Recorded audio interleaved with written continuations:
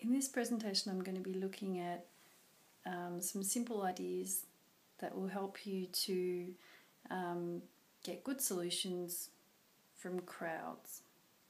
So in this day and age, a lot of us as professionals, we're turning online to get solutions to our problems. So whether this be that we're looking at professional forums online, or we're using wikis in our professional workplace, a lot of us are finding that we'll have a complex problem that we need to solve. We'll jump online and we'll get our answers from a group. So this raises a lot of questions. Is this the best way to solve a problem? What kind of solutions can we get from online groups? And is an online group better able to answer our questions than an expert in the field that we're working in? So I'm going to work through some of those issues. So the reason that this is relevant is that we're in this digital age now. We've got all these emerging technologies, we've got all these different forums online that we can turn to, and it's becoming more and more commonplace in our work practices that we're turning to groups to solve our problems. So knowing whether it's actually worthwhile turning to online groups is a really useful question. And then also knowing what conditions we need when we're forming groups to make sure that that group is actually capable of providing accurate information. So I guess I'm thinking about the kind of skills that are needed in this digital age to make the best use that we can of the groups that we turn to.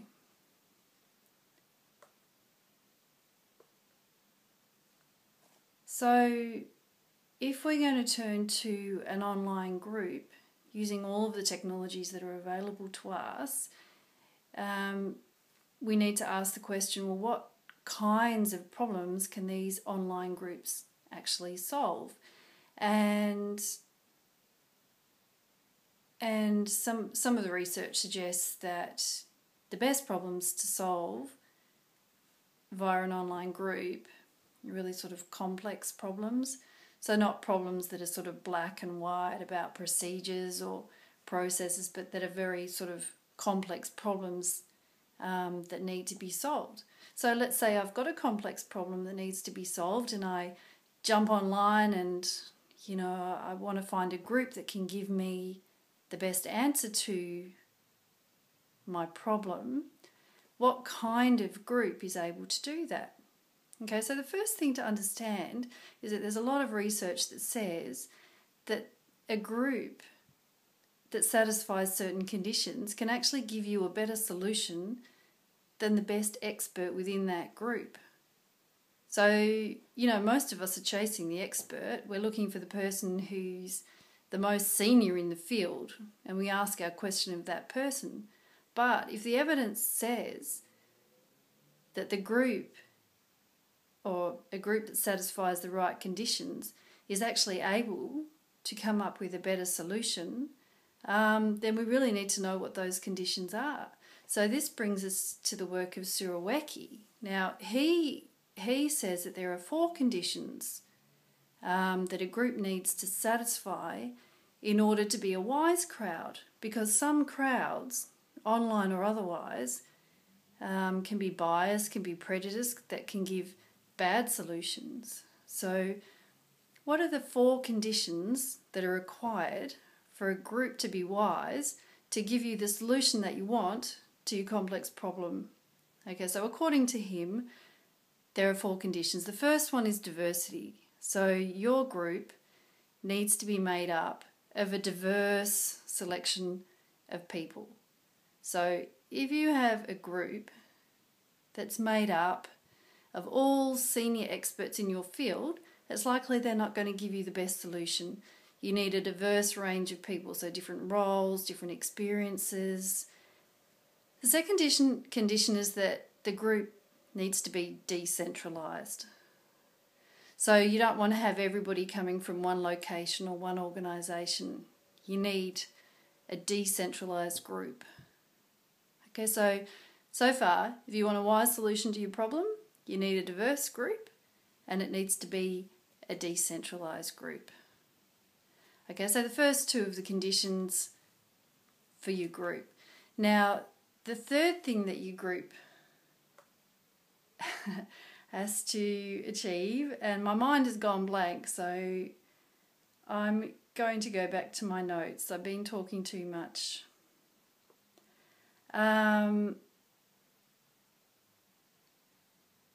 Yes. Your group needs to be independent. So if the group members are all reliant on each other, that means that they're not independent. They're unlikely to give you good information. So just to recap, given that I've got where I was up to, you need a diverse group, a decentralised group. You need a group that is independent. And the fourth condition is that you need a way of aggregating the information that comes out of the group. So basically, according to Surowiecki, if you want to get a good solution to your complex problem, you need a group that's diverse, independent. You need a way of aggregating the information from that group, and the group needs to be decentralised. But you know what? Most of us, when we jump online, we go to our professional groups, our groups don't satisfy those conditions. You know, I'm a learning designer. If I have a complex learning design issue, I go to my group of learning designers and I ask them the question that I want to be solved. Now, according to Surowiecki, this is not going to get me a good solution to my problem.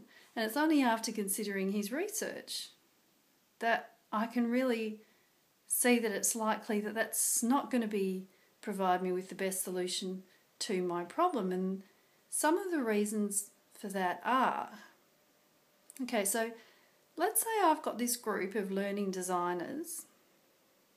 Some of them are a little bit more senior than others. Some of them are very well respected. Some of them are higher up in the leaderboards than others. Now, let's say I ask a question, I pose a question to the group, and somebody who's well respected in this community, another learning designer, gives me a solution to my problem.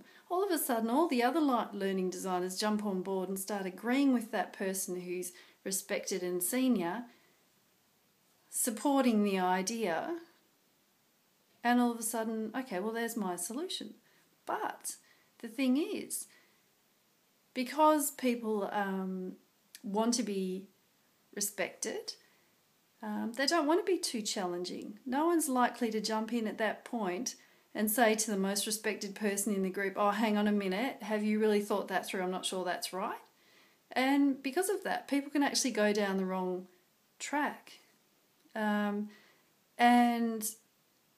then because people are sort of following each other, it's a term known as groupthink, people then become not independent, not able to challenge the position of the people within the group.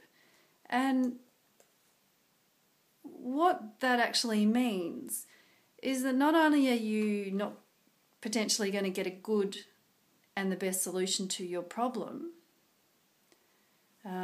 you can see that group doesn't satisfy the conditions I was talking about before of diversity and independence of opinion, which would lead to a good and wise solution to a problem. But you also don't get a creative solution to your problem. In a group where people sort of know each other, they're led by one another, they're all in the same field, creativity gets left out because creativity is driven by people's ability to disagree, to argue, to have conflict. And only when there's room for that can the group solution be something that's creative and outside of the box and offer you anything that's innovative and new. So what I've come to at the end of doing this research has really thrown everything that I thought that I knew kind of on its head. I had thought that I'd get a group of experts together and they will give me the best solution to my problem. But now I understand that that group may not necessarily give me the best answer to my problem. I'm more likely to get it if I have a diverse group, if I have a group of people who are independent in their thinking and not reliant on each other. I've seen this happen in the wiki at work. I've seen ideas put up there that are not correct, but because we don't want to disagree with each other,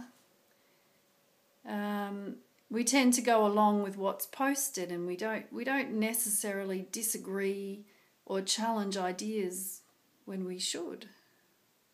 So yeah, what I've come to is that if you want to get good information out of a group, you'll make sure that you've got diverse people within the group.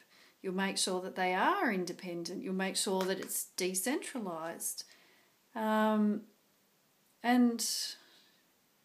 if as a learning designer I'm putting together a group, I'll make sure that in order to get good decisions out of the group, I'll have in the back of my mind that, there is this tendency to groupthink. And I'll put in place measures to make sure that that doesn't happen. And there are strategies for doing that, which I won't go into for this presentation. And the other thing that I'd like to say is that if you are participating in a group, you want some kind of solution or information from the group, or if you're designing some sort of group online using the technologies that are available to us, I'd say that if you want the group to be creative, you need to make sure that people feel comfortable to argue, to disagree, and for there to be conflict. And again, there are strategies for doing that, such as appointing someone to be devil's advocate. So, two really key things for me: that we can get good information from a group, possibly better information than we'll get from a single individual, no matter how expert. But if you want to get a wise and good information from a group, there are conditions that the group really needs to satisfy. And if it doesn't satisfy the conditions, you need to put in place some strategies to counter the biases and the prejudices that can arise from groupthink. And then, if you want creative ideas from your group, just make sure that conflict is welcomed and not seen as something that's negative. So I think these emerging technologies, there's so much potential for us. This idea of being able to access the collective IQ and get really good solutions to our problems. But I think that in order to do that, we really have to challenge our assumptions about how to get good information, because the majority of us are probably still thinking, let's chase the expert, let's find the expert, but that's not necessarily the case. So I'm going to leave it there. Really welcome any feedback. Feel free to disagree with me. I've become really interested in this subject, and I value any feedback that you might be able to provide. Thank you.